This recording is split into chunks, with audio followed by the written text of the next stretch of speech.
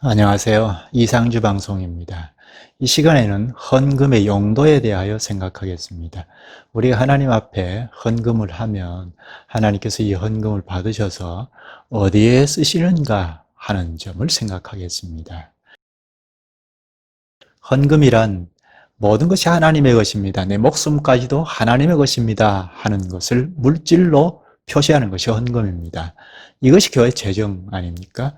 교회 재정은 하나님의 것입니다. 하나님의 돈인데 거기에 우리가 다 담겨 있으니까 우리 모든 것이 하나님의 소유라 하는 것입니다.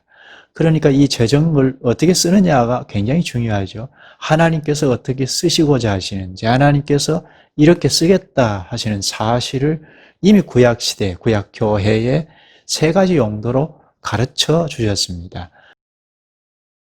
물론 하나님 나라를 그 당시에 구현하시기 위하여 하나님 나라가 이것이다 하고 나타내 보이시기 위하여, 그리고 하나님 나라 기관인 구약교회의 구현을 위하여, 그리고 그 당시에 하나님께서 택한 자들을 구출해 내시기 위하여, 그러니까 결국은 구약교회 공동체를 위하여 세 가지 용도를 구체적으로 가르치셨습니다. 그 첫째가 하나님을 섬기는데 풀타임 하는 레위 자손들을 위하여 11조 헌금을 지출하셨고, 그리고 절기를 위하여 절기 비용으로 지출하셨습니다. 예배 비용으로 지출하셨다는 겁니다. 그리고 또 하나는 고아나 과부, 나그네들을 위하여 구제금으로 지출하셨습니다. 이 세 가지 용도가 신약교회도 그대로 흘러 들어왔습니다. 물론 구약시대에 제도는 다 사라졌지만 예수 그리스도께서 십자가의 대속 사역을 이루시고 다 이루셨기 때문에 구약 제도는 다 허물어지고 성취되었습니다. 그러나 그 정신은 그대로 신약시대에도 스며들어 왔습니다. 구약이나 신약이나 헌금의 용도는 같이 가르치신 것입니다. 헌금의 용도를 좀 더 구체적으로 보면 하나님을 섬기는 일에 전력을 다하는 풀타임 하는 레위 지파를 위하여 쓰도록 하셨습니다. 그 레위 지파가 누굽니까? 구약 이스라엘을 대표하는 지파들 아닙니까? 본래 애굽에서 노예 생활을 하던 이스라엘을 하나님께서 구출하실 때 장자들을 다 진멸하는 재앙을 내리시면서 구출하지 않았습니까? 양의 피를 좌우 문설 주의 발은, 즉 하나님께서 명령하신 것을 따른 순종한 이스라엘 장자들은 다 살았습니다. 하나님께서 저주하실 때 넘어갔습니다. 유월했습니다. 그게 유월절이죠. 그래서 이 장자들이 하나님의 것이라 하고 구별하셨습니다. 장자는 다 내 것이다 하셨습니다. 이스라엘 백성들 전체가 다 하나님의 것인데, 하나님 백성들이죠. 그런데 그 대표로 장자들은 내 것이다 했습니다. 이 장자들이 하나님 앞에 나가서 전체를 드리면서 하나님을 섬기고 예배해야 하는데, 그렇게 되면 가정을 돌아볼 수 없지 않습니까? 그래서 하나님께서 이 장자들을 대표해서 레위 지파를 구별해서 세우신 것입니다.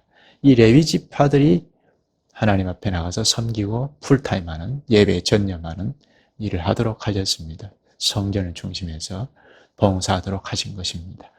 그래서 이 레위 지파들에게는 기업을 주시지 않았지 않습니까? 이스라엘 나머지 11지파들이 낸 11조를 가지고 레위 지파들에게 첫째로 지출하라 하신 것입니다. 첫째 용도가 바로 레위 지파들 위함입니다. 하나님 앞에 나가서 전적으로 봉사하고 풀타임 하면서 섬기는 직분자들 위하여서 지출하라 하신 것입니다. 두 번째는 이스라엘 교회가 절기를 지키기 위하여 드는 비용으로 지출하도록 하셨습니다. 유월절을 지키기 위하여 전 이스라엘 백성들이 예루살렘에 모이지 않았습니까? 이 예루살렘에서 절기를 지키기 위하여 일주일간 유월절을 지켰는데, 그때 드는 비용으로 지출하도록 하신 것입니다. 유월절뿐만 아니라 오순절까지는 50일 동안 지키는데, 어떤 멀리 떨어져 있던 어떤 지파들은 돌아가지 않고 50일 동안 머물러 있으면서 하나님을 예배하고 하나님을 섬기고 교제하고 했던 것입니다. 이 절기 비용으로 즉 예배 비용으로 하나님을 높이고 찬송하고 예배하는 비용으로 지출하도록 하셨습니다. 세 번째 용도는 3년마다 한 번씩 11조를 하라. 이 헌금을 각 고을의 창고에 저장하도록 하셨습니다. 그리고 고아나 과부들을 위하여 지출하도록 하셨습니다. 구제하도록 하신 것입니다. 이 구제금은 이스라엘 교회의 연약한 자들을 위하여 구제하도록 하신 것인데 이스라엘 백성들뿐만 아니라 이웃의 나그네들을 위하여도 구제하도록 하신 것입니다. 이렇게 세 가지 용도는 다 당시에 하나님의 교회가 건강하게 서도록 하시기 위함입니다. 교회가 건강하게 서서 이것이 하나님 나라다 하고 하나님 나라를 잘 구현하도록 나타내도록 하시기 위함이고, 그리고 택자들을 구출해 내는데 심부름하는 사명을 감당하도록 하신 것입니다. 교회가 건강하게 서 있어야 이 사명을 수행할 수 있지 않습니까? 그래서 헌금을 세 가지 용도로 쓰도록 하셨습니다. 이것이 신약교회에도 그대로 스며들어왔습니다. 신약교회가 출범하자 바로 이 세 가지 용도가 잘 나타났죠. 사도들을 위하여서 하나님의 교회가 서 나가는데 전력을 다하는 풀타임 하는 사도 직분자들, 그리고 목사와 교사를 위하여 지출하게 되었고, 그리고 예배 비용으로 지출하게 되었고, 그리고 연약한 자들, 사도행전 6장에 가면 구제에 누락된 자들을 위하여 집사를 세워서 집사들이 전면에서 전력해서 구제를 잘 하도록 한 것입니다. 그래서 가난한 자가 없었다고 합니다. 신명기 15장 4절 5절인가요? 보면 주님의 말씀을 잘 따르면 가난한 자가 없을 것이라 했는데 이 말씀이 신약교회가 서자 잘 성취된 것입니다. 이렇게 구약이나 신약이나 헌금의 용도는 같은 정신이 흐릅니다. 물론 구약의 말씀이 신약에도 그대로 이어질 수 있는가 의문을 가질 수 있습니다. 말할 것 없이 제도는 그대로 이어지지 않았습니다. 그러나 하나님께서 하신 말씀의 본래 의도 정신, 본래 원리는 구약이나 신약이나 같지 않습니까?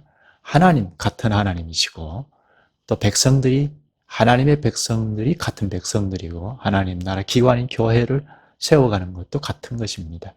율법을 내시면서 제도로 주신 것은 다릅니다만 예수 그리스도께서 십자가에 죽으심으로 다 이루셔서 율법을 성취하지 않았습니까? 그래서 자연히 예수 그리스도께서 오시기 이전에 있었던 제도들은 십자가에서 다 이루어지고 폐지된 것입니다. 그러니까 제도는 다 사라졌습니다. 그러나 구약시대에 하신 하나님의 말씀의 본래 의도, 본래 뜻, 말뜻은 그대로 신약에도 스며들어온 것입니다.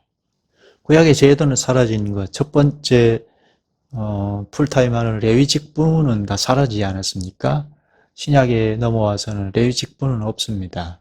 예수님께서 십자가에서 다 성취하셨기 때문입니다. 그러나 신약교회를 전념을 다해서 전면에서 세워가는 풀타임하는 직분자가 있지 않습니까? 사도, 교사, 목사들이 있지 않습니까? 또 둘째로 구약의 절기들은 그리스도 안에서 다 성취되고 사라졌지만 그러나 예배는 그대로 있지 않습니까? 교회, 신약교회에도 여전히 예배는 삼위 하나님의 이름을 부르고 예배는 그대로 행하고 있습니다. 또 셋째 용도와 관련해서 구약시대의 고아나 과부들이 다 사라졌을지는 알 수 없으나 그러나 지금도 교회의 연약한 자들, 가난한 자들이 있을 수 있지 않습니까? 이들을 위해서 구제하는 것은 그대로입니다. 여기서 주님께서 말씀하신 기록되어 계신 성경을 볼 때 두 가지를 반드시 생각해야 하는데요. 하나는 당시 상황을 놓고 말씀하셨다는 것. 따라서 어떤 상황에서 이 말씀하셨는지를 염두에 두고 봐야 합니다. 상황을 빼버리면 말만 남지 않습니까? 말만 붙잡고 이렇게 하자 하면 순종하는 것 같지만 불순종할 가능성이 많습니다. 단적인 예로 구약의 레위 지파가 있고 제사장들 있지 않습니까? 그런데 지금도 레위 지파 제사장을 운운하면 그건 잘못된 것 아닙니까? 제도는 다 사라졌습니다. 그러나 반드시 생각해야 할 것은 정신은 같다는 겁니다. 당시나 지금이나 하나님의 백성들은 같다는 겁니다. 하나님께서 말씀하시는 뜻은 같다는 겁니다. 그 원리, 원칙은 같다는 겁니다. 그 안에 흐르는 정신은 같다는 겁니다. 그 당시에 상황을 놓고 말씀하신 것만 다르지 말씀하신 그 본래 정신, 본래 의도, 본래 내용은 하나님의 말씀이니까 같다는 것입니다. 제사장 예를 들었지만 제사장 제도는 다 사라졌습니다. 그러나 하나님을 전적으로 전념해서 풀타임 하면서 섬기는 직분자는 지금도 유효합니다. 여전하지 않습니까? 따라서 하나님의 말씀의 원리, 정신은 구약이나 신약이나 어느 시대에든지 같다는 것을 꼭 생각해야 합니다. 지금 헌금의 용도를 생각했는데요. 하나님께서 이 헌금을 어떻게 쓰시는가, 어떻게 써라고 하시는가 하는 점을 생각했습니다. 용도는 크게는 세 가지의 원리가 오늘날에도 그대로 적용이 됩니다. 하나님을 섬기는 일에, 교회를 세워가는 일에 전념을 다하고 풀타임 하는 직분자를 위하여 지출하는 것, 그리고 예배를 드리기 위하여 필요한 경비를 지출하는 것, 그리고 고아나 과부, 사회적인 약자를 위하여 구제하는 일에 지출하는 것. 이 세 가지 큰 용도를 가지고 이쪽 저쪽 잘 지출을 한다면 하나님께서 지출하시는 것을 잘 심부름하는 그릇이 되겠습니다. 우리는 그 사실을 실제적으로 경험하면서 내가 헌금한 것이 이렇게 쓰이는구나 하는 것을 알 수 있을 뿐 아니라 그 헌금은 바로 나의 전부이니까, 우리의 전부이니까 우리가 이렇게 쓰이구나, 내가 그리스도의 지체로 이렇게 쓰이는구나 하는 것을 알 수 있습니다. 이렇게 헌금을 한 것이 교회 재정이고 이 재정은 사람이 이렇게 저렇게 격리를 해서 함부로 쓸 수 없습니다. 하나님께서 쓰라 하신 그 용도를 잘 해석해서 깨달아서 심부름하는 것이 교회 재정입니다. 이렇게 교회 재정을 잘 하나님의 심부름을 하여 지출이 될 때 과연 내가 이렇게 쓰여진다, 하나님 앞에 쓰여진다 하는 것을 실제적으로 경험할 수가 있습니다. 여기까지 할까요? 괜찮으셨다면 좋아요, 구독을 눌러주시면 많은 힘이 되겠습니다. 감사합니다.